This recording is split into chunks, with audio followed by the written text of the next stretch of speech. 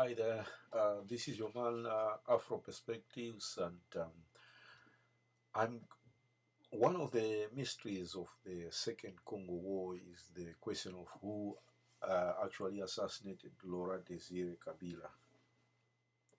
One theory, which is has been called the Angola theory, holds that from late 1999.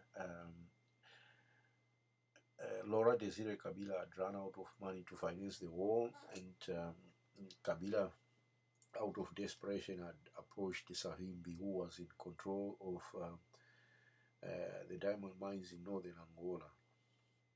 By dealing with Savimbi to the Angolans, Kabila had crossed the red line, and in August of 1999, Jacques Calvé Candolo, a close aide to Kabila, had contacted one of Savimbi's principal dealers, and Africa Confidential, in its edition of 13th October 2000, reported that recent reports indicate that Savimbi's business allies are again trading in diamonds in Kinshasa.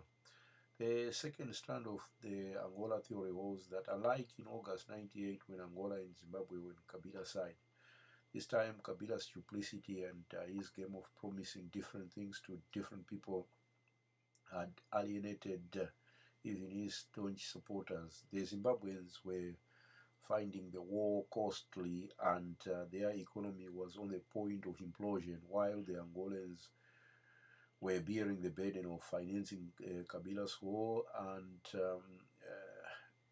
it has to be borne in mind that the Angolans were fighting UNITA in northern Angola, and then they were fighting the Congolese rebels in eastern Congo. So they were fighting wars on two fronts, and official government sources in Zimbabwe wanted to downplay the enormity of or the strain that was being put on the Zimbabwean economy, and they were just putting the spending on the war effort in DRC at 200 million in US dollars.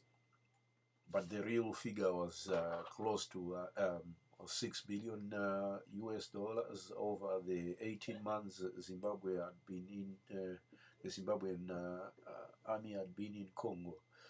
Thus, at the beginning of January, the Zimbabwean and the Angolans were now agreed that, alongside with Rwanda and the Ugandans, that dropping Kabila was the only viable a solution to bring peace to the Great Lakes. And the theory holds that leadership of the Congolese military were aware of the plot to eliminate Kabila.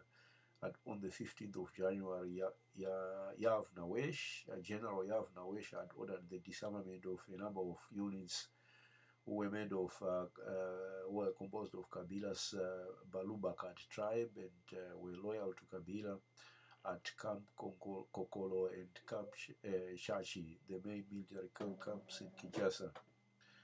The other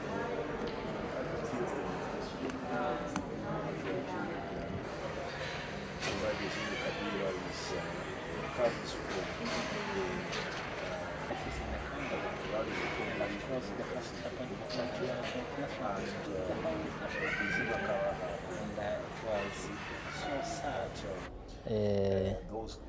of course, the late Kabila understood no other language than the language of violence, including with his own people, because the information we have at this stage is that it was a coup amongst the closest friend of Kabila, meaning that if these people they have gone that far, then they had no other means of expressing themselves, and it shows you the degree of disappointment and the degree of frustrations. How did you feel when, remember? It was an inside story. because it is his son now who wants to take over. Do you think the son arranged him to be killed? I don't see how could that have been done without people like his son and others close to him. He was recently released, and alongside 23 others who had been sentenced to death for the murder of Laurent Kabila. But he was later promoted to the rank of general and was assigned to the 21st Military Region of the Congo based in Lubumbashi. One would want to ask why the current authorities would release Kapende, then reincorporate into the military and then promote him, unless it was to demonstrate that the original court process was flawed and that Kapende was innocent all along. The truth might never be known.